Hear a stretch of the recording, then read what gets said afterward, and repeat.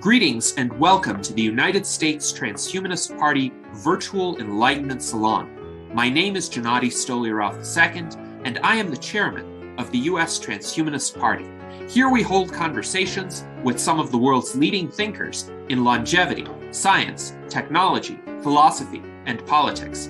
Like the philosophers of the Age of Enlightenment, we aim to connect every field of human endeavor and arrive at new insights to achieve longer lives, greater rationality, and the progress of our civilization. Greetings and welcome to our U.S. Transhumanist Party Virtual Enlightenment Salon of September 17th, 2023. Today, we have quite an interesting conversation in store for you on the subject of active communities and what tools, what approaches today are available to facilitate self-improvement in individuals so that people can approach our contemporary world in the most effective possible manner and also in preparation for the developments that will give rise to the transhuman era. Joining us today is our distinguished panel of Transhumanist Party officers and advisors, including our Director of Longevity Outreach, Ben Ballweg, our Director of Visual Art, Art Ramon Garcia, our Director of Applied Innovation, David Shoemaker, our 2024 U.S. Vice Presidential Candidate and Director of Citizen and Community Science, Daniel Tweed, and our current Vice Chairman and Legislative Director, Jason Geringer. Our special guest today is David Patterson. David Patterson is the founder of a website called Active Community, and this website can be accessed by going to activecommunity.group. Now, we are still having some technical issues with David, but we are also joined by Jose Cordero, who is our director, who is our technology advisor and foreign ambassador in Spain. So welcome to Jose. And now I would like to ask David Patterson if he is able to begin. David, let us know. It seems like he's still having some issues getting connected. So I would like to ask Ben Ballweg to tell us a bit about David while we get him connected, because Ben, you and David have been previously acquainted. David, you can stop me whenever you get back online, but I see your video kind of shimmied. So David and I met back in rural Haiti in 2015. I was helping at a primary school foundation, and David came through town. He'd been in a different town, kind of working a similar angle to this active community concept. I don't know if David will enjoy kind of clarifying how his philosophy has changed since then. But that's where we acquainted, and I left there in 2015. I think David maybe was shortly after me. But we recently got acquainted again. David, I hope, David's not here to stop me. So David wrote this book. I don't think he published it, but it was called The End of Poverty or some such thing. And I really found it very interesting to read and then to interact back with him about it. I'm not sure if he's going to quite feel like talking about it today. But he's got a real interesting background, and I mean, just in the preparation for this salon, he and I have chatted a little bit, and I'm really looking forward to a fun salon. He's got some great insights. He thinks a lot about things and how one thing will affect another thing, and so I'm really looking forward to an interesting conversation with him today. Yes, indeed. This should be quite an interesting conversation, and for those who want to look into the Active Community website, the link is shared here, and it seems that there are essentially three pillars that the Active Community approach utilizes: a social dimension, a dimension of morality, and a dimension of motivation, and they are intended to bring about improved outcomes in health, prosperity, and education. Now, David, are you able to hear us now? In the meantime, we have a comment from Jason who writes, Ben was doing volunteer work in Haiti. That's regular hero type stuff. Yes, I can hear you now. Very good. Very good. So if you you. could tell us a bit more about the active community concept, please go ahead, David.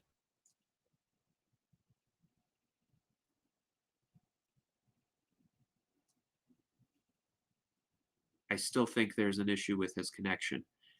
Anyway, I do want to express that this is a relevant subject, and I have discussed it formally with a number of people while I was attending RadFest last weekend in Anaheim, California.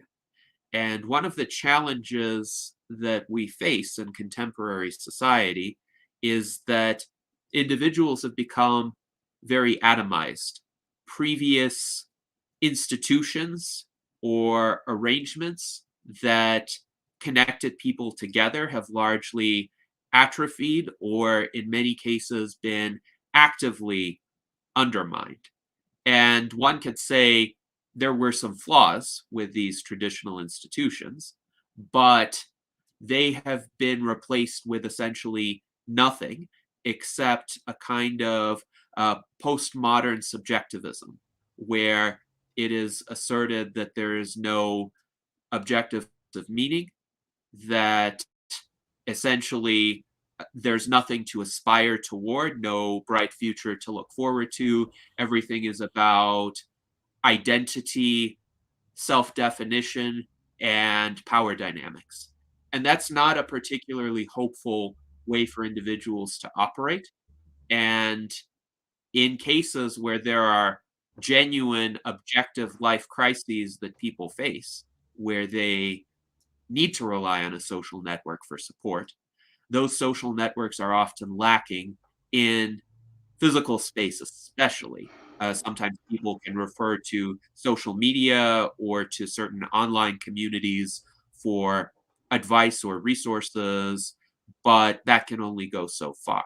So I'm intrigued to understand more about the concept of active communities when we have David back on. Now, we do have another David here, David Shoemaker, with whom I've had a chance to connect briefly at RadFest as well. And I'm curious to hear what your impressions of the event were, David. Yeah, hi, Gennady. It was great to see you, and of course, many others there that we both know. So the event was in Anaheim this year, at a new location, and I think the location worked out quite nicely. The slate of speakers was, many of them were new, and then there was a core thread of people that embrace longevity and transhumanism that were also there as well. So overall, I would give it pretty good marks. Before I went, I've been 8 years in a row now. I wasn't sure if I wanted to return, but I bought my ticket for my 9th year as well. So I guess it's a tradition that will keep on. So perhaps that is the most relevant answer to your question as far as what I thought about it. But the slate of speakers was nice, and then a chance to meet with people that we talk with on a national and international basis, like Jose Cadero, who's on the call today, probably from Spain, yet he and I were able to spend time together. And then David Wood, who's appeared on this show, and he and I were able to spend time together. And then many others. I don't mean to name drop, I just wanted to show the international aspect, that the community aspect, I think, of RadFest is of equal importance to the content that they bring there. And of course, the content is what draws people to return. So it all works quite well together. So that is my brief analysis, not in depth, of course, of RadFest, but I give it high marks. Wonderful. Thank you very much to David Shoemaker. And David Patterson, can you hear us?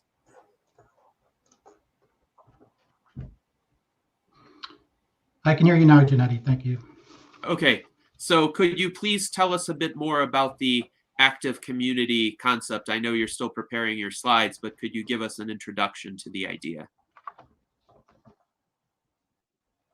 Thank you, Gennady. I think if we just go into the presentation, that will work best. I'll share my screen. Unfortunately, I can't hear you very well. Right. Well, we can see your screen now, so please proceed with your presentation. Great. Thank you, Gennady. I also want to thank the other members of the United States Transhumanist Party who are with us and the viewers who are watching. I'm looking forward to your questions. First, I would like to talk about how active community can be beneficial to transhumanists. Active community is not specifically targeted at transhumanists and is certainly not limited to transhumanists. It's open to everyone. However, the focus of active community on health and optimal outcomes will be beneficial to transhumanists regardless of what the future holds. And it will help transhumanists to reach any future where further life extension may be possible.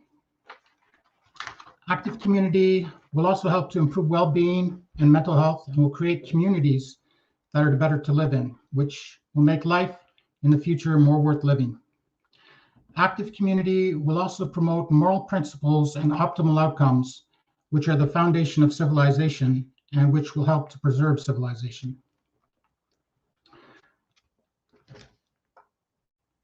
Active community is a social group that uses motivation and morality to help individuals and communities achieve optimal outcomes in health, prosperity, and education. These two triangular diagrams show the 6 key concepts in active community. The 3 functional areas of social engagement, morality, and motivation are the driving forces behind self-improvement.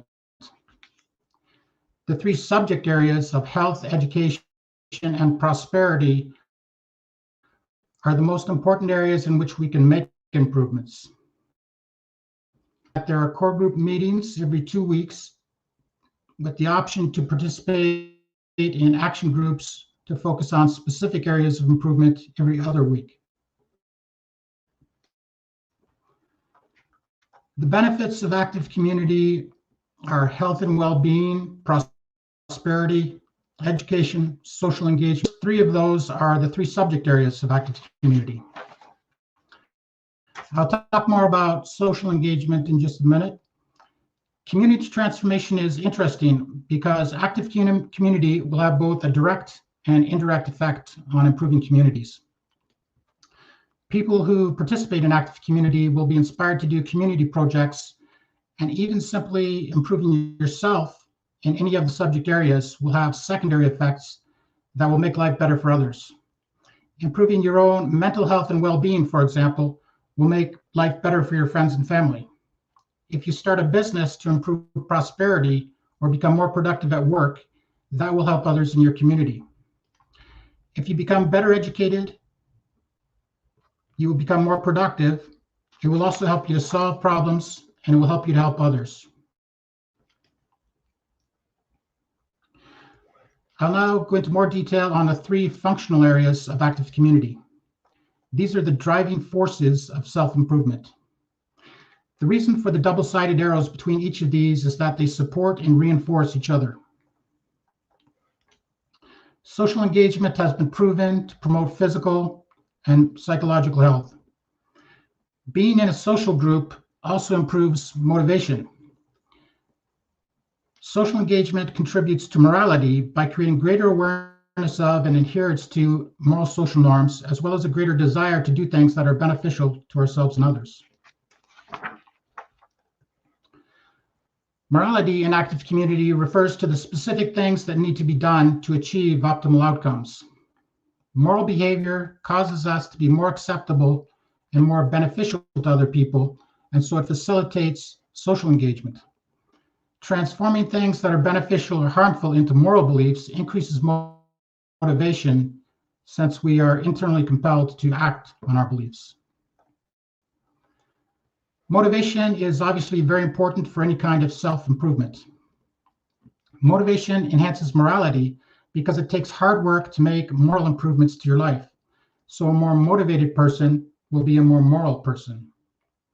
A more motivated person will also be a more social person. Overcoming social anxiety, for example, requires motivation.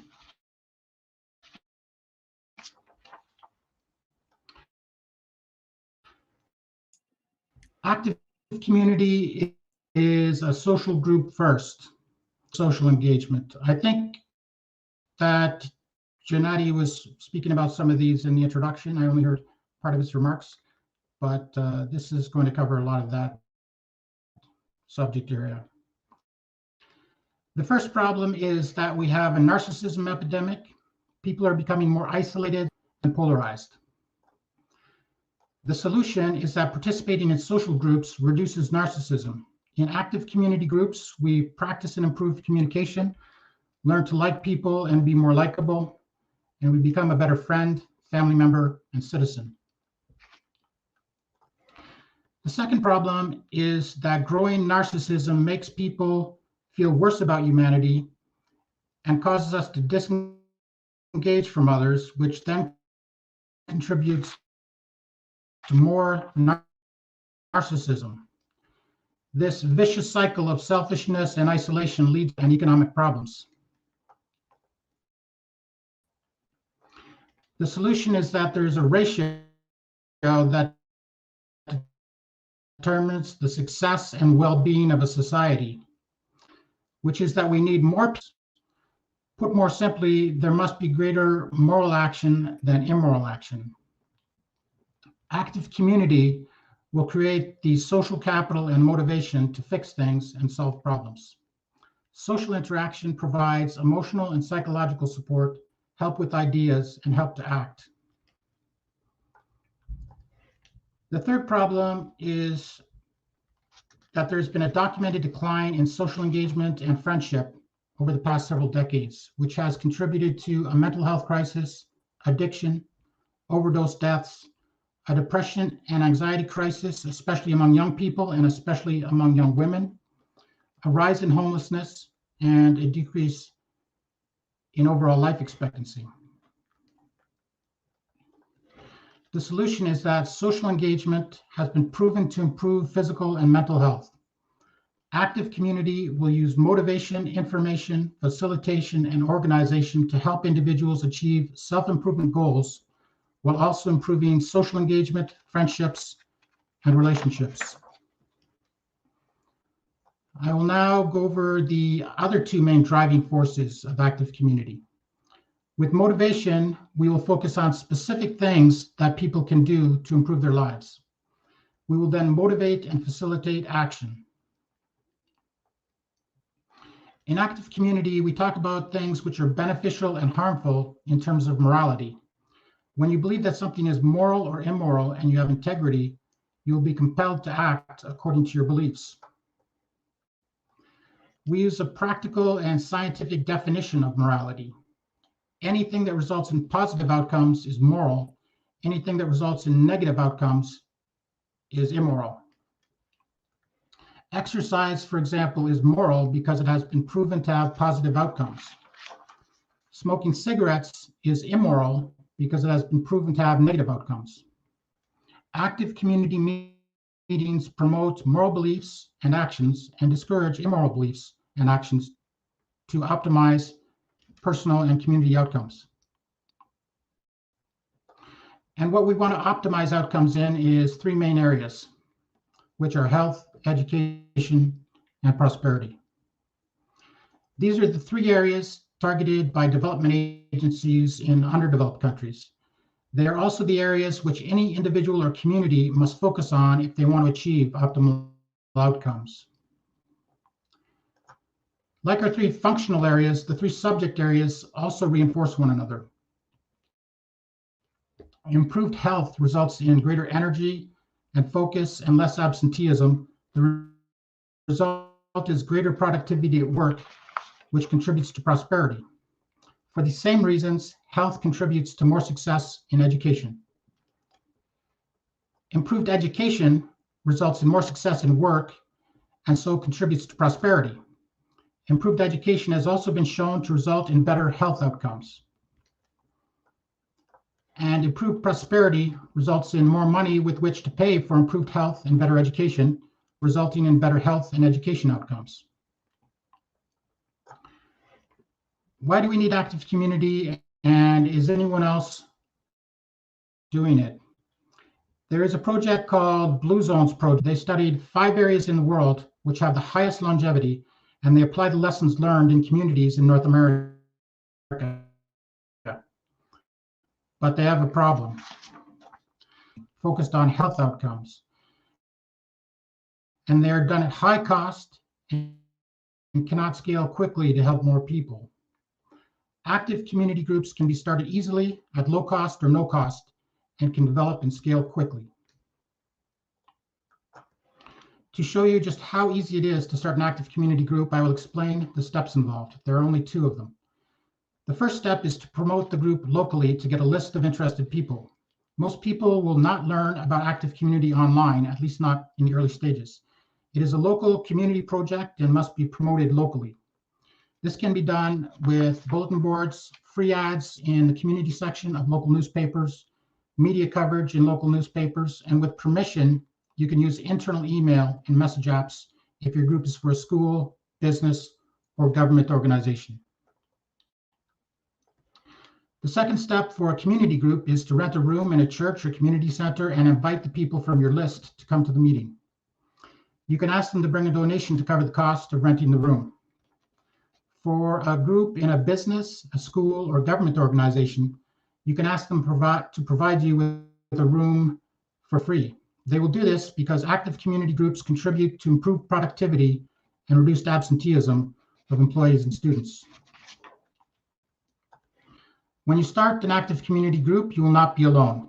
Volunteer leaders of active community groups will be given direct support and will be networked together with other leaders so that they can learn from each other. More information about active community and starting a group can be found at activecommunity.group. Thank you.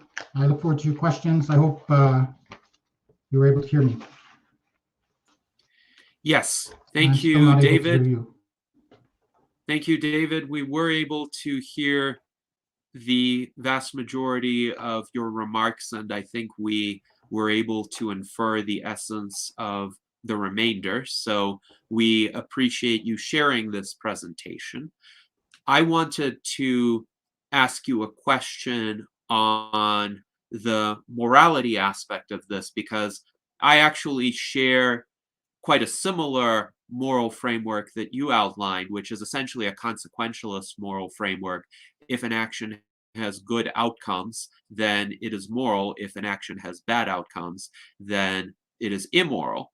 Now, a lot of people today do not share that framework because either they have this postmodernist approach, which essentially says, oh, I should do whatever I feel like doing, and right and wrong don't exist. Or we have the, let's say, more rules-based approaches, which are common in traditional moral systems as well as deontological moral systems. And those would posit that morality comes from following a specific set of rules, irrespective of the outcome that kind of behavior would have. So my question is, how would you get individuals of those persuasions to be more inclined to participate in the active communities, given that they too could realize benefits, but perhaps they might need a bit more persuasion to become involved? What do you think about that?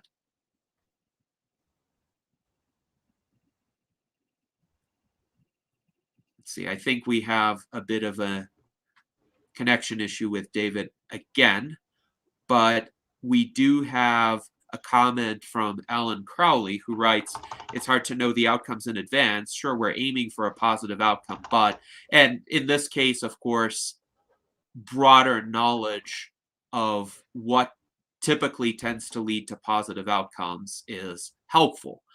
A consequentialist morality is not opposed to following certain rules Thank you, or Gennady. especially certain principles. Sorry Yes, David, for can you hear me now? the technical issues we seem to be having. Yes, did you hear my question? I It seems the answer is no. All right, while we wait for him to reconnect, I want to finish my response to Alan. So, yes, it is the case that sometimes our ability to foresee a particular outcome is limited.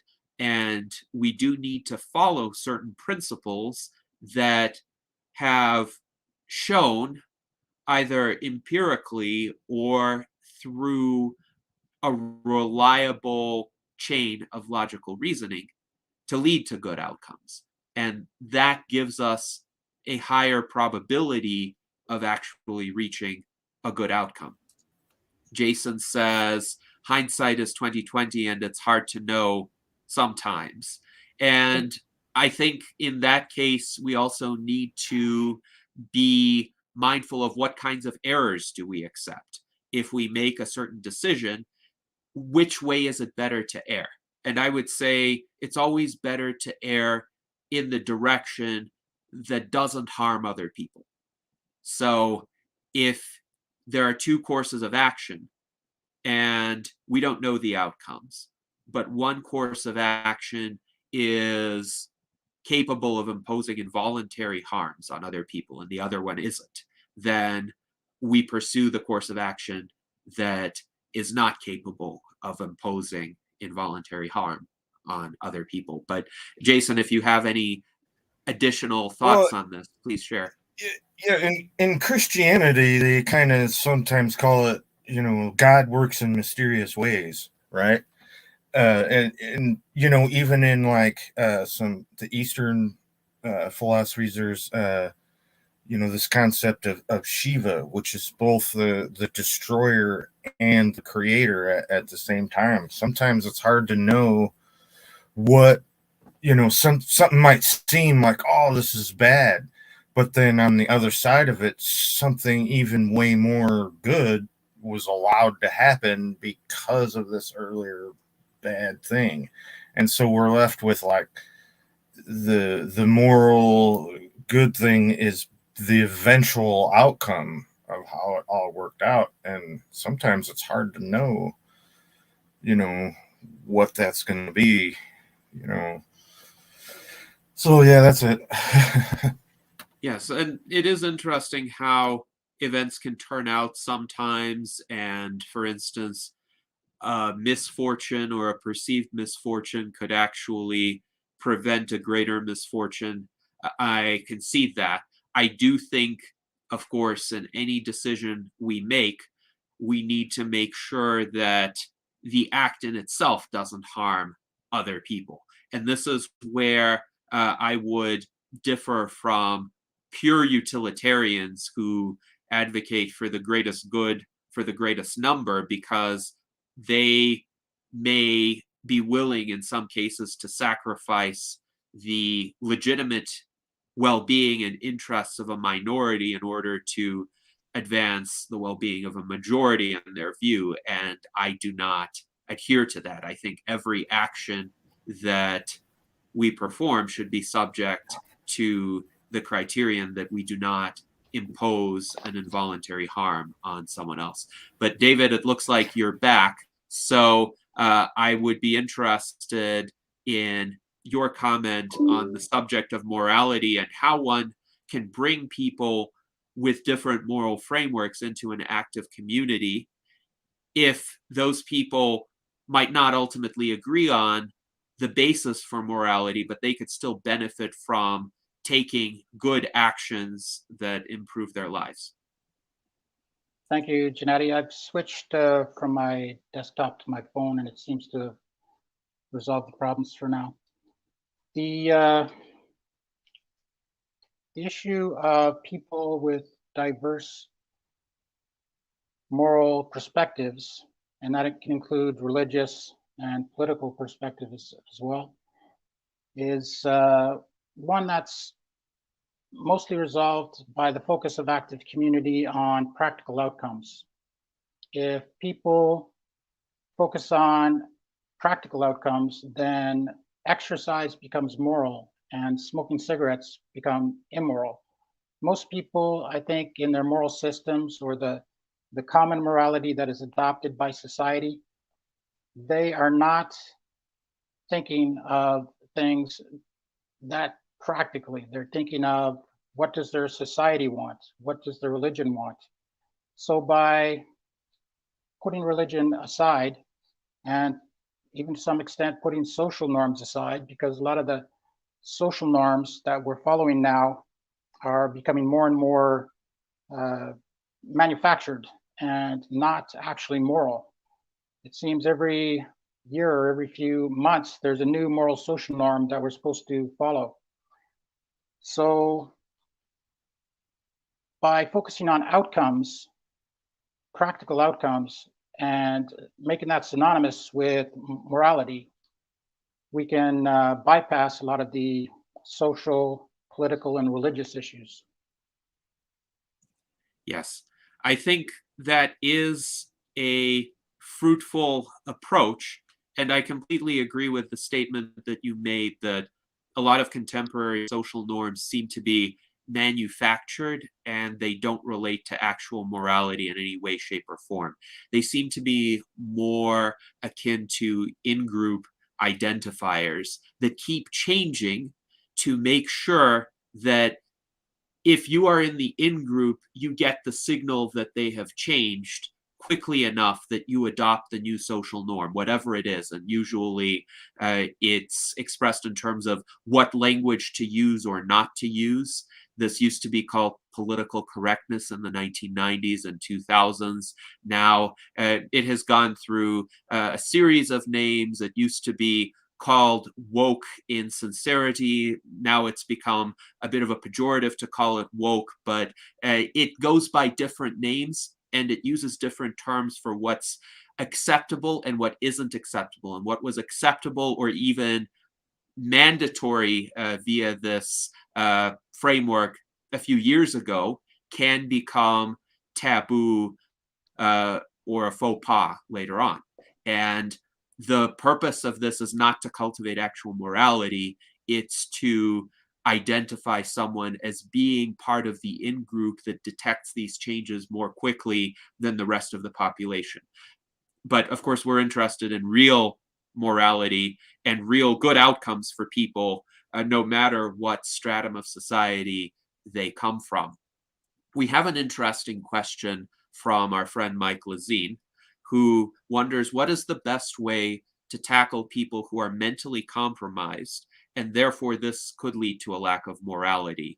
For instance, he wonders, should we seek cures for current incurable mental disorders? But based on the framework that you outlined, David, these could be people, for instance, who engage in self-harm because they have some sort of mental issue, or these could even be people who are a danger to others, but it may be that they have some sort of physical problem that at least makes it more likely for them to behave in that way. What are your thoughts on can active communities help those individuals?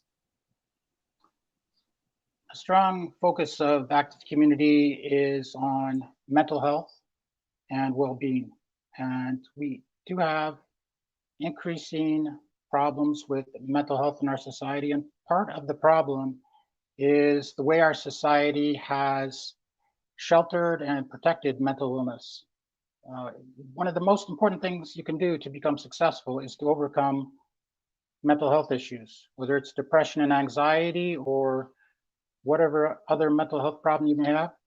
You will be more successful if you can overcome mental health issues, trauma, addiction, and irrational thinking.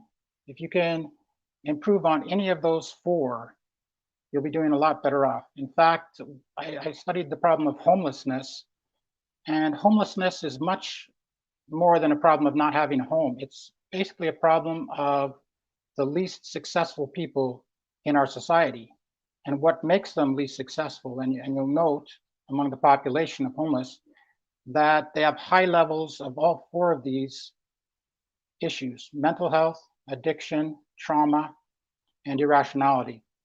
And that makes them less successful. So they're simply the least successful people in our society. But it points to the fact that we all have to overcome those issues, no matter what level we're at in society. If we overcome those issues, that will be protective against us falling down into homelessness, but it will also help us move up and be more successful. So what we're doing right now in society is we are creating some false moral social norms that actually contribute to mental illness.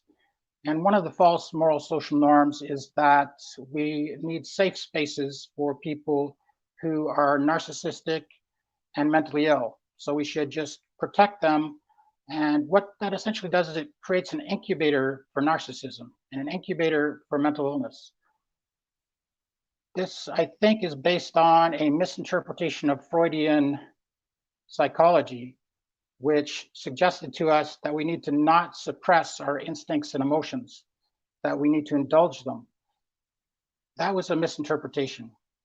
We cannot indulge our instincts and emotions that were designed for life in a primitive hunter-gatherer society and just do whatever we feel in modern society, because it doesn't result in optimal outcomes. It results in some very negative outcomes.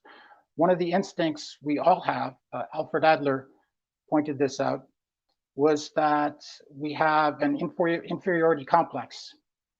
We all strive for a feeling of superiority. So even people who do not have narcissistic personality disorder, they strive for a feeling of superiority. And there's two ways you can satisfy that desire. One is to actually become superior in something by adopting a trade or by making contributions to science and technology, or you can do it in an unproductive and even destructive way by imagining that you're superior and insisting that other people treat you as superior. And people who get into that narcissistic direction, of course, they want to protect themselves from any criticism. So they demand safe spaces, and our universities are going to give them that. If you're a student and you're spending $50,000 to $100,000 a year, you are their customer. They're going to give you whatever you want, and that's the wrong approach. People who have mental illness need to be encouraged to overcome the mental illness. People who are narcissistic need to be encouraged to overcome narcissism for their own benefit and definitely for the benefit of our society. Yes, thank you, David, for that answer. And I'm inclined to agree that to the extent that any behavior is improvable through encouragement or external reinforcement, or even in some cases, negative reinforcement or penalties for bad behavior, that set of tools should be utilized irrespective of whether a person is designated as being mentally ill. In other words, mental illness should not be an excuse for bad behavior, and there are ways to correct bad behavior even among people who are considered to be mentally ill. Now, Jason has a comment. He says, that's interesting. So not making safe space for mental illness would be not to just let trolls run wild with no moderation. And he does say he agrees with moderation. There would be a big argument in regard to this with regard to censorship versus free speech. Now, I think there's a difference between free speech as in differences of opinion being expressed and free speech when it relates to conduct. So if somebody is just posting insult after insult, and it's very clear from the posts that that person is not thinking rationally, not acting in a stable manner in a community that is voluntarily organized and run by its members, a private community, not a government, there is room for moderation. There is room for setting forth a set of standards, like the US Transhumanist Party guidelines for community conduct, for example,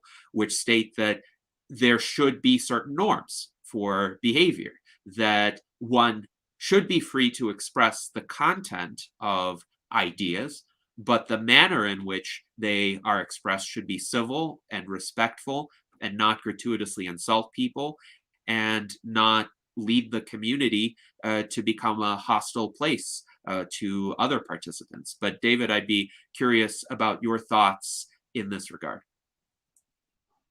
I agree, Gennady. We don't necessarily need censorship, but people should be allowed to select what they listen to. So there should be filters. If someone has been proven to be very hostile and argumentative, they could be added to a list on a social media site, and you could block that entire list.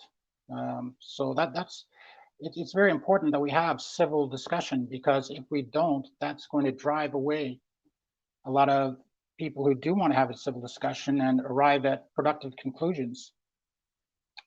It's very related to the problem of misinformation.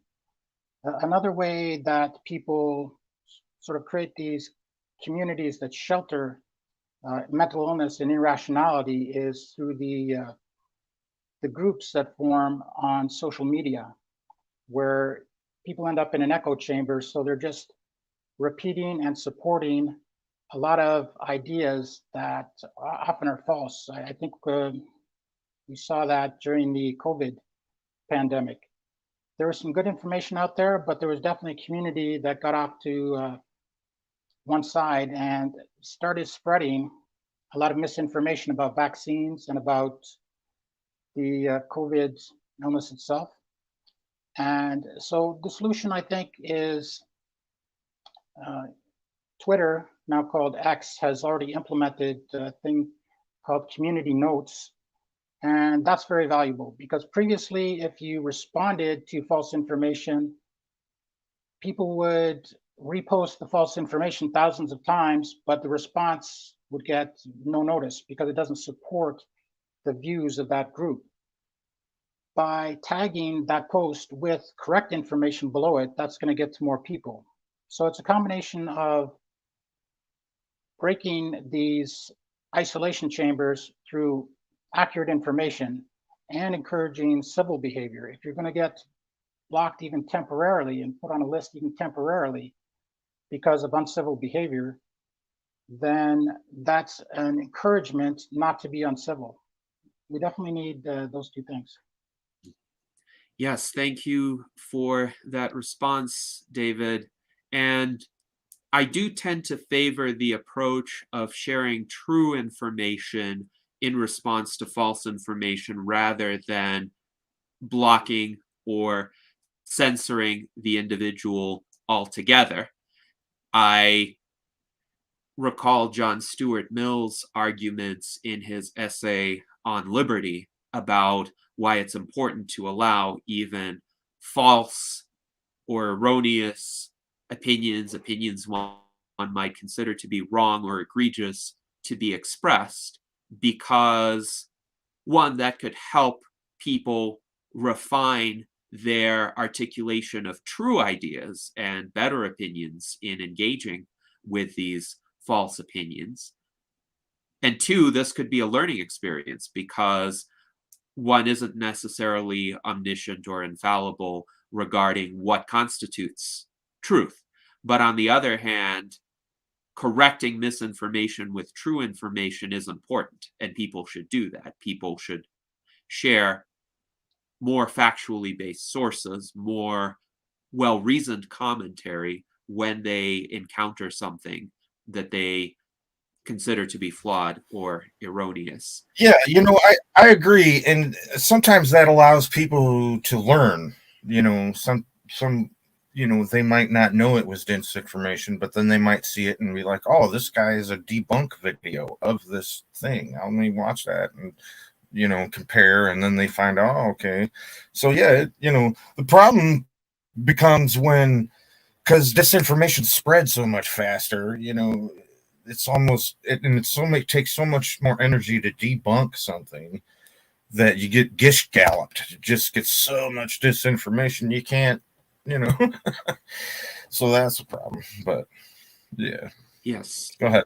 And it's been often said that a falsehood makes its way halfway around the world before the truth even has a chance to get started. But perhaps the active community concept could help with that, because people would spend more time in focused discussion of ideas, and this would provide a check. So instead of just automatically reposting everything they see, people could take it to their active community and get other people's opinions about it, discuss it in a setting where there isn't that immediate time pressure, but they could actually consider it thoroughly, consider any countervailing information, and make up their minds. Do you think that would be a useful function for an active community, David? Yes, Gennady, I think that's exactly the role for active community. Is people are getting all kinds of confusing information, or good information just isn't getting into the media, or false information, and certainly social media as well. So the role of active community is to help people make sense of everything that contributes towards health, prosperity, and education, what works and what doesn't. So it would be the role of active community to get involved in public health issues like the COVID pandemic, to make sure that we knew what information was accurate and then communicate that information. So if people are participating in active community, they could be assured that the information that they're getting was good. They would see the justifications, they would have a chance to discuss it, which would strengthen their understanding and belief that the information is valid. And then they could go out onto social media, they could go out among their friends and share that information. So that's something that could very well have saved lives in a situation like a pandemic, where people who were believing that the vaccine was dangerous and that COVID was actually not dangerous chose not to get the vaccine and then got ill with COVID. Yes. And it is indeed the case that if these people had supportive communities where members could relate their own experiences, including anyone who had gotten COVID, anyone whose relatives had gotten COVID, and communicate how devastating that was, perhaps that would have changed the decisions that Sure. many people made. Yeah. I could have shared a very good experience of my own. My mother was in long-term care in Canada during the COVID pandemic, and there was a lot of COVID cases in long-term care, more than any other country in the world. Just as the vaccines were becoming available, there was a new strain of the virus that was starting to go around. And in one long-term care home that had not received the vaccine yet, half of the population died within a couple of weeks. The average life expectancy upon entering a long-term care home in Canada is only 18 months. So not a big difference overall, but 18 months compared to 1 week is a big difference. And as soon as the other long-term care homes got the vaccine, the level of deaths from COVID went down to zero, essentially zero, very, very few. And that information is publicly available on the internet. But simultaneous to this happening, there was a lot of misinformation going around saying that the vaccines were not effective, and that information still goes around. But if you have a case where it's so clearly that if that strain of the virus had continued to go through the entire long-term care system in Canada, it would have killed a large part of the population. They were protected by those original vaccines. There was some decrease in effectiveness of those vaccines with further strains, but this is the kind of example and knowledge that could convince people of not just the technical proof, but as you say, hearing stories from others is very important. Yes, indeed. And I definitely agree, based on all of the evidence available to me, that with regard to the original COVID strain, as well as all of the pre-Omicron variants, the vaccines saved millions of lives, at the very least millions of lives. And it was tragic that they didn't save more lives, that they weren't made available earlier in the pandemic, which might have put an end to the widespread presence of this virus and its capability of mutating. Now we need far more effective vaccines, universal vaccines that would work against future strains of the virus, that would target sites that don't mutate as often. And that is going to be a challenge for scientists to develop. But definitely, one does wish that there were higher uptake of the mRNA vaccines earlier on, when they could have saved even more lives than they did. We have some comments in the YouTube chat. Alan Crowley writes, the first rule in any group is don't be a jerk. And I think we can definitely agree with that principle.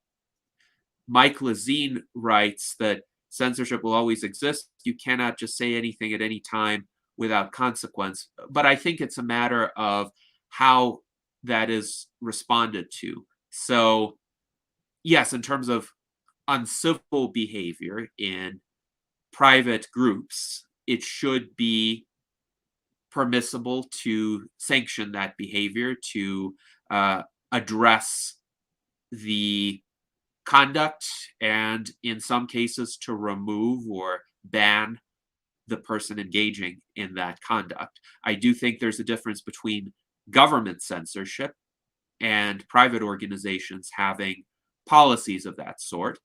Even with private organizations, some policies are better than others. So if you have a policy against uncivil behavior, that's one thing. If you have a policy against content, that I think is more concerning and should not be engaged in, because the free discussion of ideas is also extremely important. And Mike agrees. He says this is exactly where he is coming from. He also says that I made good points, and that many times someone may not know that what they're saying is not factual, and being given true information is better than just shutting that person down. And also, we have a comment from Jason Geringer on the trolley problem. It's commonly posited as a dilemma where someone has to choose if they flip the switch and save 5 people but kill one person. Jason wonders, David, what you think about this. My own thinking is the trolley problem is artificial in many ways, because in any real setting where one has to, quote, has to make a decision of that sort, there will be myriad other circumstances that can inform one's decision, and most often provide for an alternative that doesn't require actively sacrificing somebody. There could be something else in that environment which would allow one to not kill anyone. But go ahead. Vsauce did a really good experiment on this one. The guy Mike, he does mind mind something and Vsauce, and they did experiment where the people thought it was happening, but it was really just like they're in this monitor and they see all of the screens and they think the train is really coming down the road, and then the operator guy leaves and they're like, should I flip the switch or not? And it's really all just it's fake. But I thought it was really good and really interesting, and I think it deserves a watch. You should check it out. It's pretty cool. Vsauce's video on the trolley problem. Noted. And David, what are your thoughts? So my thoughts in general on very theoretical moral problems are that I agree with you, Gennady. We just don't need to solve them because we've got enough things that we can solve that remain unsolved, that are solvable, that getting into the conundrums of very academic and intellectual, okay, you have to solve this theoretical problem. Someone a few years ago, when the discussion of autonomous cars came up, I read in an article suggested this was an academic who is involved in ethics, research, and theory. They suggested that autonomous cars could not be approved until we solved the trolley problem. Well, we don't require any driver who takes a driver test to drive on the roads to solve the trolley problem. And the reason is that no one will ever have to face the trolley problem on the roads. The Y intersection that's uncontrolled and where there's people lying in the road is never going to happen in real life. So that's why you don't have to solve the trolley problem. So I avoid the academic ethics. People are being hired to do deep intellectual investigations into complex things. And so I can see how they're very attracted to that problem because it provides infinite possibility for discussion forever because it can never really be solved. With active community, we're more concerned about practical things, practical outcomes. Quit smoking and you'll be more healthy. Exercise, you'll be more healthy. I've learned that 50% of cases of type 2 diabetes can be cured just with diet and exercise. That's something that a lot of people don't know. So let's get that information out to people, and that can improve their health and their longevity. So there's so many things that are practical and useful. Active community uses that very practical definition of morality, which is all about outcomes. It's not about theoretical problems. It's about what do we know for which there is evidence that can improve your life. So based on that, we will never have to deal with the trolley problem in active community or many of the other highly debated academic issues in ethics and morality. Yes, thank you, David. Yeah. And I'm inclined to agree that those kinds of situations, those kinds of situations that are posited via the trolley problem are at most an extreme minority of actual ethical issues or questions that are faced in the real world. And in the vast majority of situations, there is absolutely no need to sacrifice somebody to benefit somebody else. Rather, there are actions that are very clearly beneficial or at least not harmful across the board that could be engaged in. And those behaviors are being underutilized right now for whatever reasons, be they systemic issues or individual unawareness or individuals perhaps not making the best choices that they could be making. Now, I wanted to see if the other panelists had questions that they wanted to put forth to David Patterson. Who would like to go first? I've got How about- a question. Yes, let's start with Daniel and then David Shoemaker. Yeah, great idea there, David. I would submit that we kind of already have a worldwide active community that David and I happen to be members of. It's the amateur radio hobby, which has a few million people worldwide, and they engage in meeting new people. And it's been said by someone that the fastest way to increase your intelligence is to meet as many new people as possible. And it's also been said the best way to learn something is to teach it yourself. So I think both of these effects can be embodied by the active community. It occurs to me too that we've got something called the right to repair movement, where people can take back the power from manufacturers and make open source fixes on things that are normally proprietary or closed source. And I submit that we need the right to repair civilization, and what you're proposing is a great way to do that. And breaking civilization down into these manageable community-sized bits is so important. I think if you've heard of the "we're all six handshakes" from Kevin Bacon effect, I did a little math, and it turns out that a community of 45 people will put you into being able to shake hands with anyone in the world after 45 handshakes. So I would say have a community of 45 people, even better if they're amateur radio people, and get to know who they know and get to be trustable with them.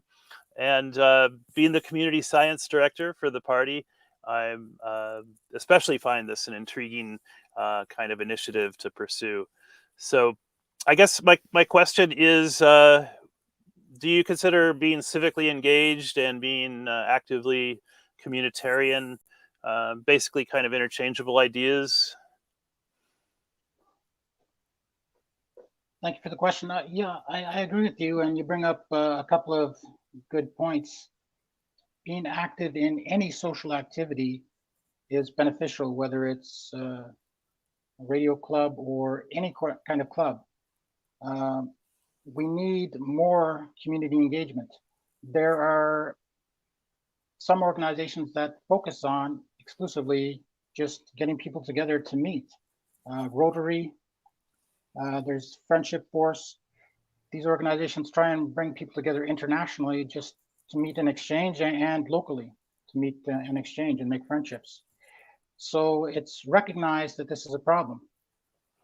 In the year 2000, Robert Putnam published a book called Bowling Alone, in which he documented the decline of social engagement of all kinds. The title comes from bowling leagues, which went into decline after the 1950s. He documented that across all sorts of organizations, there was a documented decline in participation. He also documented that the number of close friendships, and this has been documented further since, and it's getting worse, the number of close friendships that people have has dropped decade by decade. And we're at a point now where a lot of people have no close personal friends that they could rely on to discuss some issue that they have in their lives. So active community, as I said, it's a social community first. So that makes it a very welcoming community to anyone. We're not going to be forcing motivation on people or morally judging you.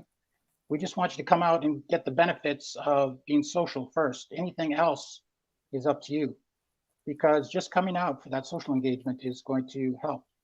It's also going to spawn more activity. More social activity. If you participate in active community and learn that, hey, this is great, becoming socially engaged, or you're already socially engaged, but you gain more from it, then you're going to carry that over into other organizations and maybe create other organizations and participate in other clubs. So we're really, with active community, trying to stimulate throughout society greater social engagement and greater ability to socially engage by becoming a better person, a better friend, a better family member, fixing self-centered psychological problems like narcissism, so that you become someone that people want to be around. And once you have more people like that, then social engagement becomes much easier. Yes, thank you for that answer, David. And now let's go to David Shoemaker. Yeah, thank you, David, and also thank you, Dan, because I think your question kind of led into what I wanted to talk about, which is motivation. So the question I had before I heard the answer, or at least part of the answer, was what do you see as the main motivational characteristic of people wanting to join an active community? What I heard just a moment ago was social engagement, and maybe there's an offer to myself joining an active community to make myself better, and those would be motivational. But I also look back at my work experience, and working for major corporations, there was usually a push for the professionals, managers in the organization to do community service work and to have things to put on your annual review for the things that you did. Now, that may not be the purest of motivations, but nevertheless, it got me out there, it got me to participate, and actually worked out quite well. So do you see something like active communities being able to be marketed that way, if you don't object to the word marketing, of the idea of active communities? Also, I wonder what would motivate politicians to want to give acknowledgement to active communities, and would there be something that might be beneficial here? After all, the U.S. Transhumanist Party is a political organization, so I think we need to look at it from that respect. So perhaps you'd like to comment on those things. Sure, thank you for the question. As far as politics, we're inevitably going to have to get into some political issues where there is a strong moral consequence to things. Other than that, we will try not to get into politics. We certainly don't want to endorse political candidates or political parties.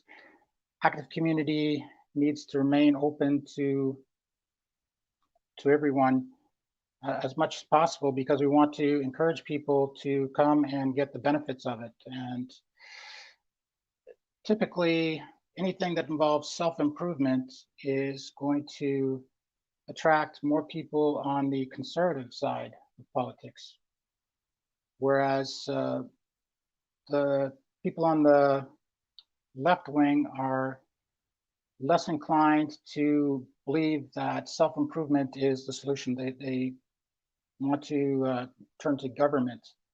So we have to sort of take a soft touch and try and get people from all sides of the political spectrum. Probably people at the farthest extremes are not going to participate due to probably what I just said about COVID. There's some people who just do not want to hear the truth on that issue. So they won't be happy and won't want to participate. But that's something we have to promote, because it's a health issue, and there's very definite negative outcomes to having misinformation about that issue. So we're going to try and include as many people as possible. Fortunately, the mainstream of both the right and left is largely, in many ways, conservative. They don't want radical change in society. They do believe in the free market. They do believe that we can improve our own lives, and are not upset when you suggest that people who are less successful in society could improve through self-improvement. Of course, that's not exclusively and absolutely true in every case. Some people do need government help and government assistance. But we want to keep it as open as possible. I may not have answered your first question. If you could summarize that for me once again. Yeah, I'm looking for lack of a better way to say it, marketing active communities. What's in it for the people to adopt active communities? And we did talk about social engagement and making the individual person better, and maybe opening networking and maybe some things along that line. And I'm Right. just wondering if there were others that you pursued. Yeah, it's actually very beneficial to schools and businesses that they should allow someone in their organization to start an active community group internally within their organization. The reason that's beneficial is that it's going to result in better education, better health, better productivity. And those are all good things for schools, which are focused on education. And they're also good things for businesses. So it sort of naturally markets itself to schools, businesses, and government organizations because it's going to provide such a great benefit to the participants that will contribute more to the business as a result. Yes, thank you for those answers, David. And we have some feedback here. Mike Lazine believes this approach needs to be truly apolitical, whereas Daniel Tweed writes that it's really a shame that bringing up political questions is getting to be so stigmatized and polarizing. And yes, in this current political environment, the polarization is deeply troubling because it prevents meaningful civil discussions of political issues. We try to counteract that here in the virtual Enlightenment Salons. Alan Crowley wonders, what would an active community for the US Transhumanist Party look like? And I think that's an interesting question to consider, especially because, David, you said that the approach itself is apolitical, but could a political party or other political organization use this approach internally to help its own members, to help them improve themselves, to help them form better connections with one another? That's a good question. Definitely what I would recommend for something like transhumanism is you can participate, as I said at the beginning of my presentation, I hope you were able to hear most of it, was that there's definitely clear benefits specifically to transhumanists from participating in active community, particularly in longevity.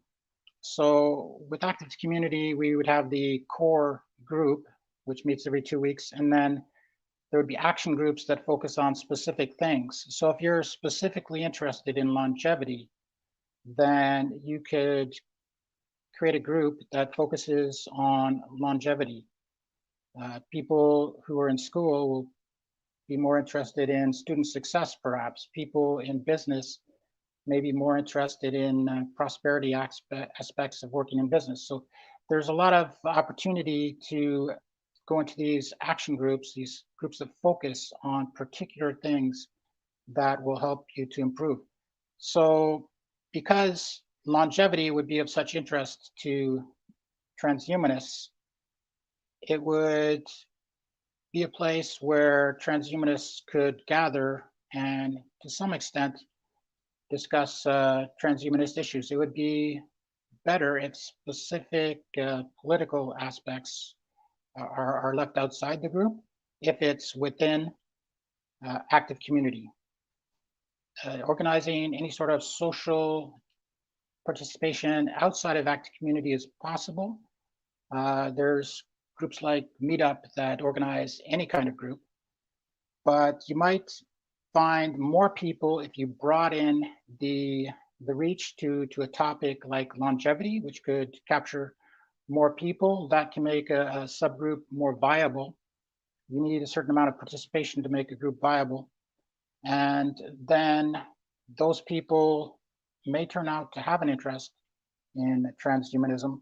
And the transhumanists who do come out can network together on that issue, because one of the things about a social group is that it's not specifically directed at any one issue you have to talk about. There's free social time in which you can talk about whatever you want. And definitely, I expect participation in active community to contribute to a lot of things.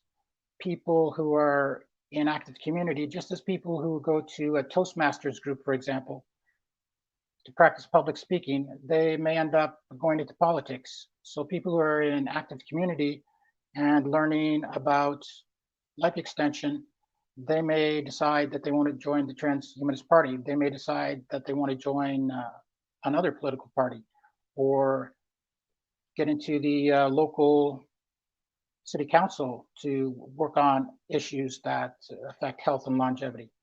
So that's sort of how I see political interests fitting into active community. It would be a secondary benefit. Active community is encouraging people to become active socially, but also actively engaged in solving problems in the real world and not allowing the real world to fall apart. So we would allow the participants to decide for themselves what they want to do outside active community. We are just going to be an enabling force that will make people stronger and more able to act by building social capital, social engagement, and making people stronger through improving their mental health, their well-being. That helps people to be able to take on more responsibility to help others. And they could do that through whatever means they choose. Yes, thank you, David. And it looks like Alan Crowley is developing some potential ideas here. He wonders, for instance, if a viable approach would be to have core group meetings every 2 weeks, action groups for every other week, to focus on key topics that will have the highest positive impact for the USTP right now. He also wonders if local longevity monthly meetups could help. And there have been efforts to do that actually in certain contexts. So for instance, Vitalik Buterin, who is the creator of Ethereum, funded a gathering. He called it a pop-up city in Montenegro called Zuzalu, which took place in the spring of this year. And essentially for 2 months, people who by and large were longevity enthusiasts, though they had other interests in the areas of futurism, artificial intelligence, creating new jurisdictions where one could experiment with certain policy frameworks.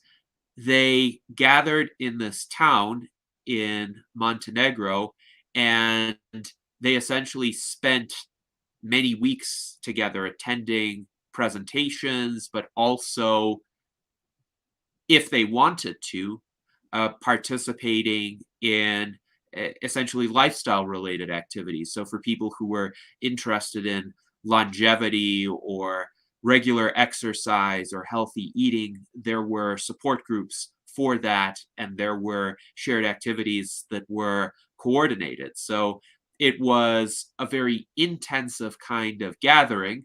Of course, the limiting factor was that it was by invitation only. You had to, in many cases, pay a lot of money to travel over there, and you had to have the spare time to disassociate from whatever location you were at. And most people who have day jobs, for instance, who have more conventional middle class lifestyles, wouldn't be able to just get up and go somewhere for 2 months.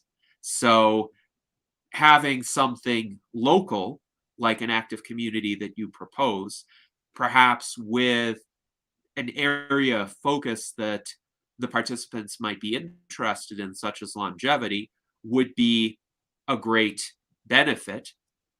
Now, Jason also had a question along these lines with regard to suggestions on getting engagement and motivation and he wonders what sorts of rewards or other motivators could get people to engage. And since you addressed some of this in your response to David, Jason clarified his question to focus on the education part and how we motivate people to do the education part. There are some constraints that people face as well. So people in the situations that I have described, people with day jobs, people with perhaps limited spare time in the evenings or on weekends, maybe they have family responsibilities or they have other commitments, they may not have hours to spend on self-education. But we definitely want to encourage people to put more time into that area, especially if that investment has tangible benefits for their length of life, for their quality of life, for their understanding of what is true. So how do we motivate people to engage in more of that, and perhaps less of some frivolous ways of spending time, which a lot of people do engage in? Yes, definitely. That's an important question. We are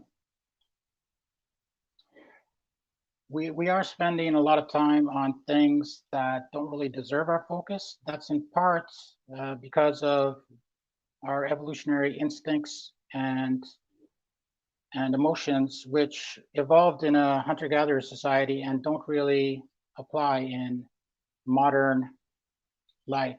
An example would be that because things like sugar and salt were actually very rare in nature, when we eat sugar or salt, we are triggered to try and eat as much as we can. Now, companies have taken advantage of this to put just the right combination of sugar and salt into their products to get us to eat as much as possible so that they can sell as much as possible.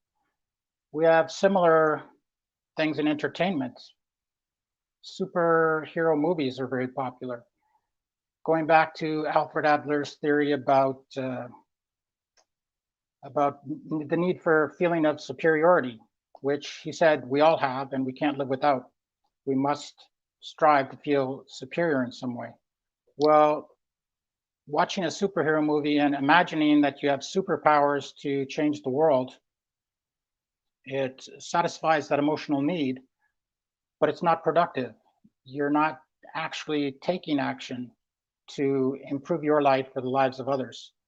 So one of the aspects of active community is to make people aware of those evolutionary biological instincts and how there's a mismatch with modern society and how their time is being misused, and other things like their diet is being misdirected because those evolutionary instincts are no longer giving us the right outcomes. So we have to become self-aware of what we're doing and why we're doing it. If people were self-aware, then active community would be a very high priority because we're helping people to improve a lot of practical things about their lives.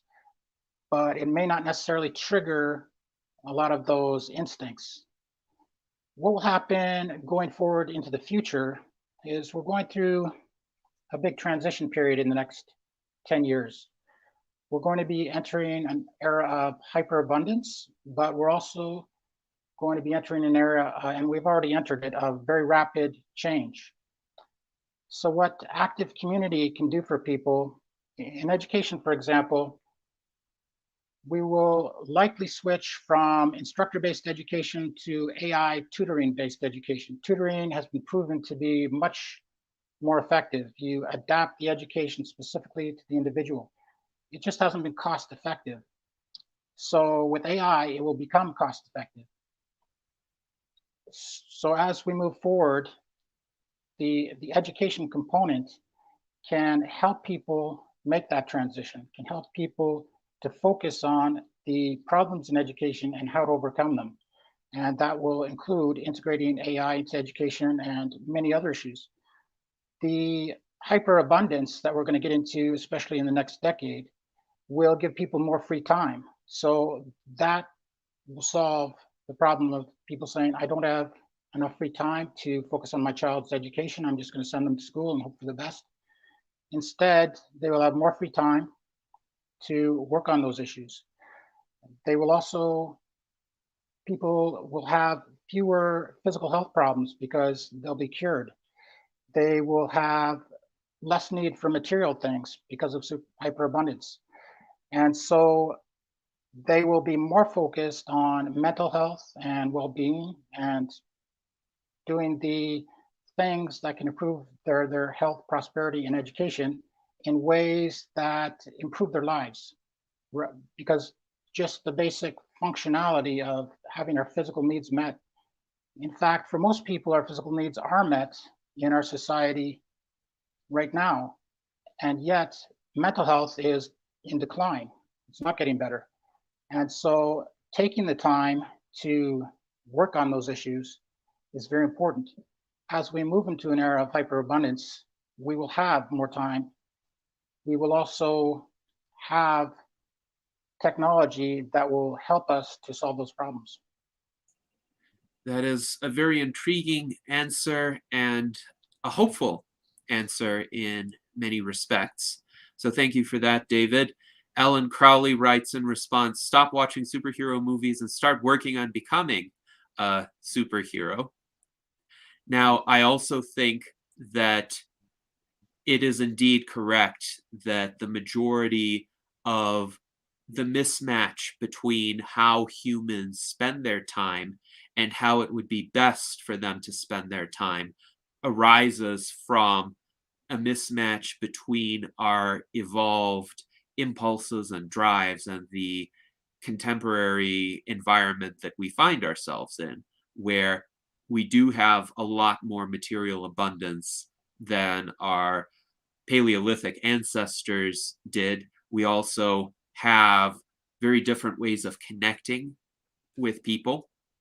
And yet, of course, our instincts, impulses, drives are configured for the Paleolithic era, since the human brain has not evolved nearly as quickly as technology has progressed.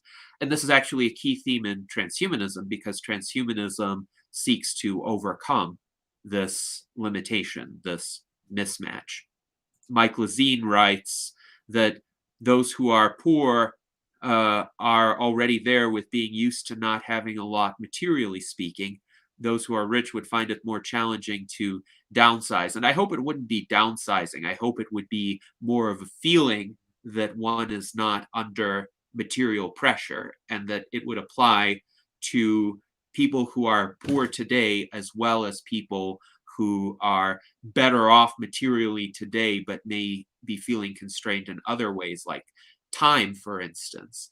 So in my view, the constraints imposed by lack of time and the extremely fast pace of external demands and expectations are far greater than the constraints that are imposed by money.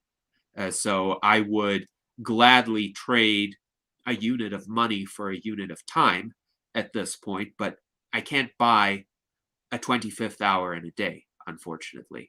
So there does have to be a reallocation of one's time to the most fruitful ways to use it. So now let us go to Ben Ballweg, because he has a question that dovetails with the discussion thus far. I think I wanted to aim at, with us evolving from a hunter-gatherer society, and then how we have come so far from that socially in the last, call it 10 millennia. And then with where we are now with technology as well, like, why is active communities like the perfect thing for us getting back to who we are evolutionarily, while at the same time recognizing how we interact societally because of all the technology we have? I hope you can make something out of that, David. Thank you, Ben. The way I would address that question is that we once conditions in societies change, the moral outcomes change. So we can't continue the same behavior and expect the same outcomes, or even be driven by our instincts that happened in that were developed in an evolutionary timescale of hundreds of thousands to millions of years, and think that those are going to work in a modern society. The first time we experienced this mismatch was over 2,000 years ago, maybe 3,000, when we first started developing civilization, which consisted of two key elements. One was a market economy with money, and the other was people from moving from small hunter-gatherer groups into larger communities. And that required a radical change in thinking. And that was the time at which the philosophy of Plato and Aristotle and others started to grapple with these important questions. And that philosophy is still very valid today, because they were the first to live in small cities and to have to deal with the issues of organizing complex societies, everything from how they could organize government, which was not an issue in hunter-gatherer days because it was basically an extended family, to the moral philosophy of virtues and how people should conduct themselves. So we're going through another rapid transition now. The technological transition over the next few years is going to be very dramatic, and we still have not caught up with the transition that's happened over the past 100 years. So one of the things active community will be good at is helping people through that transition by identifying, specifically by looking at a small scale, but also a moral philosophical scale, what are the things that can be done to improve your life? You don't have to solve big moral philosophical problems, but moral philosophy is an important guideline. Even understanding of evolutionary psychology is moral philosophical.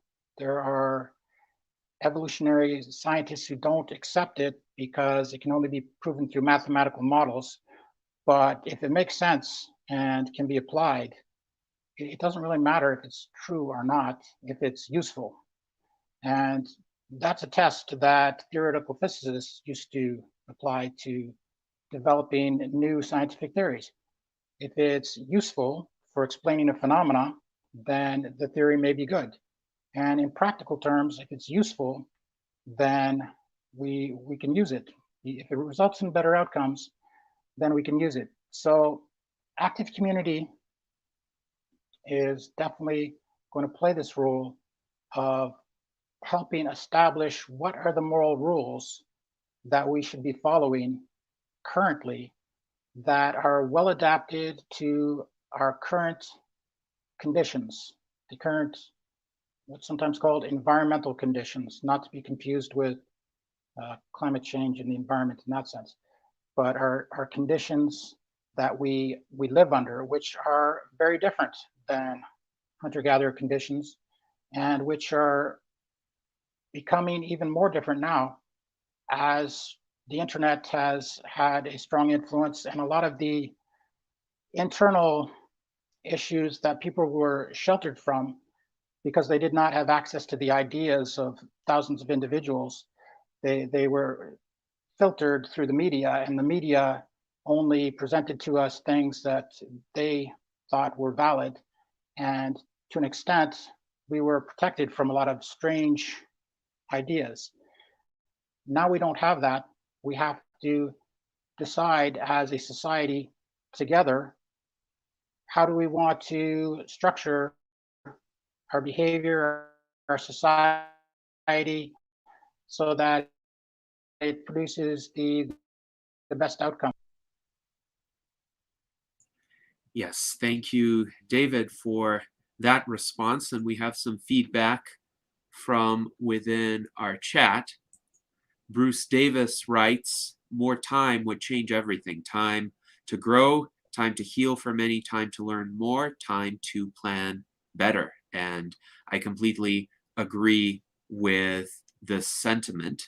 Sergei Gubkin writes that instincts were evolved in hunter-gatherers, and that is one problem. The other is that cultural ways and mores developed in nomadic primitive societies and persist today. I would say those kinds of cultural mores are adaptations to that Paleolithic environment, and sometimes they may be obsolete in today's world. And it does merit thoughtful consideration which mores are still valid and which aren't. But I think it's also important not to throw something out just because it emerged in a prior stage of our advancement. For instance, certain taboos like against cannibalism or incest emerged in pre-scientific societies, but they emerged based on very valid empirical observations that really bad things happened to people who engaged in those practices. And ultimately, tribes or societies that didn't ban cannibalism and incest did not persist. So there was a selection dynamic there as well.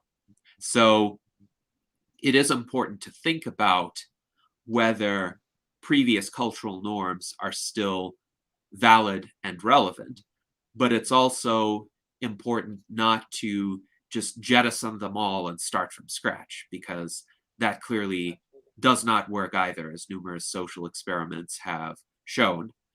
So a forum like an active community could be worthwhile in terms of deliberating about that and considering the reasonableness of particular norms and approaches before any sort of significant decisions are made regarding them. Would you agree with that, David? Yes, I agree with that, Janetti. We are driven by our emotions and instincts. The other major factor that drives us, aside from our own rationality, which plays a very small role, is social norms. So those are the cultural standards that we live by. And it's true that some of those social norms no longer apply correctly once conditions change.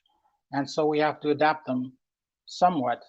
What has been happening is that some people have said we should just throw out all those old moral social norms that developed and were tested over hundreds of years and invent new things that are going to work better.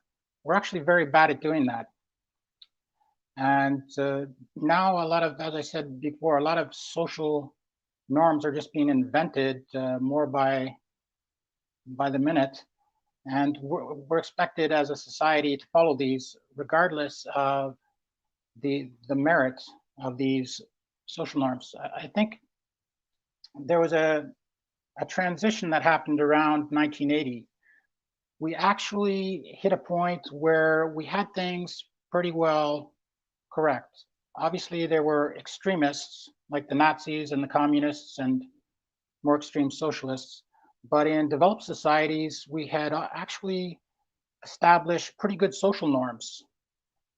But there was the radical progressives in our society wanted to keep progressing. Well, once you reach the optimal state where things are the best, if you continue to progress beyond that optimal state, you become suboptimal again. So the outcomes, rather than continuing to become better, become worse. So we need to stop adapting moral social norms in some ways. In other ways, we need to be more conservative and preserve the good aspects of ancient and old moral social norms that are still very beneficial. There has been adaptation needed, and we need to identify what that is. But going beyond that is just as harmful as falling short of the optimal social norms and conditions that match the current conditions. Yes, indeed. Thank you. And Daniel Tweed recommends that we look up Chesterton's fence. And this is a parable that G.K. Chesterton put forward, which essentially means don't undo something until you understand why it was done in the first place, or do not remove a fence until you know why it was put up in the first place. And this is a worthwhile consideration with regard to social norms as well. It really is worthwhile to think how and why they originated and whether those motivations for originating them are still valid motivations today. So thank you for that response. And we also have some comments from Jason Geringer, who writes that he likes how David includes both morality and education into the basic plan. Consensus of a general morality is the core of a healthy community, and humanists and transhumanists try to do that, even if we don't agree on a common morality. We can talk about it and try to get closer. And also, in our internal chat, Jason wrote that some of David's responses gave him the idea for motivating educational pursuits to essentially encourage people by letting them play a mini game if they pass the educational component, so that our, let's say, attraction toward that is triggered with gamification. And that's an interesting concept as well, to introduce an element of gamification. So now let us go to Art Ramon for his question. I'm having trouble coming up with a good one. But did you say that the active communities are only in person, or can they be done online? Can you have online active communities? Active communities will be done in person. The idea is to get people off the internet and personally interacting with each other. There's just no way to properly reproduce social interaction through a online chat format in its complete form. There's so much that's lost, and it becomes more formal. Yes, you could do 90% of it if it was absolutely necessary. You could have an online option, especially for people who are not able to make it out for whatever reason. So you can do an online option, but it's difficult to properly interface and match up an in-person meeting with an online meeting. Basically, all you can do is stream. I guess it may be possible. We'll have to see how it works out. But the idea behind active communities is also that it's local community based. So you actually want to interact, not based on a shared interest, but you want to interact with the people in your physical community. And that's important because that gives you access to a diversity of views and all kinds of people who are of all kinds of different capacities and have different experiences. And so that's important for the social engagement, to not try and pick and choose people to interact with, but to interact with as broad a group of people as possible. That's how social skills and empathy are developed. So it would be possible as a secondary means to allow people to participate. Another option for people who are not able to participate in person is eventually, if when active community scales up, we could have a volunteer program that would send 2 people to people's houses and discuss some issue with them every 2 weeks. So one team of 2 people could reach maybe a dozen houses over the 2-week period, and it would not be too much of a a burden on their time, and it would also be a benefit to them. One of the benefits to the people they would be visiting is the social interaction, and that would be times 12 for the volunteers doing the social interaction and discussing the issues involved. And the issues would be the same. They would be relating to prosperity, education, and health, but you'd be able to focus more on what's going on in that person's life and what they might want to talk about. And just talking about issues, talking about problems can be very beneficial. There's a lot of psychological therapy that is just based on talk and guided self-insight. So if you just talk to people and let them express themselves, that can be very beneficial. So that's another option for people who are not able to come into the active community meetings. But I would definitely encourage anyone who can to come out in person. Yeah. Now, the reason I'm asking this is because I hear rumors of new lockdowns. And I used to go to a sign language group before the pandemic and was rather consistent. I'd go at least once a week. And then the lockdowns happened. Of course, they had to cancel all the meetups. And I never went back once they started them back up. They tried to do it online via Zoom. And I just didn't like doing, sign language via Zoom. So I kind of dropped out of that group. I've since gone back to other meetup groups, but not the sign language one. So like I said, I fear maybe another lockdown. So, and what's that going to happen, with active communities, Right. It's a good question. Active community would have been impacted along with any other in-person social organization. In fact, I most recently tried to start an in-person version of active community in late 2019. I had been discussing with a group in a town nearby here. They were very compatible with the active community concept. They're called creating connection, which is very similar, but active community is unique in other respects. And so they were willing to let us use their community center to set up this project, use it free of charge until we got going. And we were ready to start in early 2020. And then, of course, the lockdowns started. And that brings us forward to the present day, where I'm hoping we can get this started. Unforeseen circumstances, we can't say what's going to happen. But one thing about the lockdowns is I think it really reinforced to us all,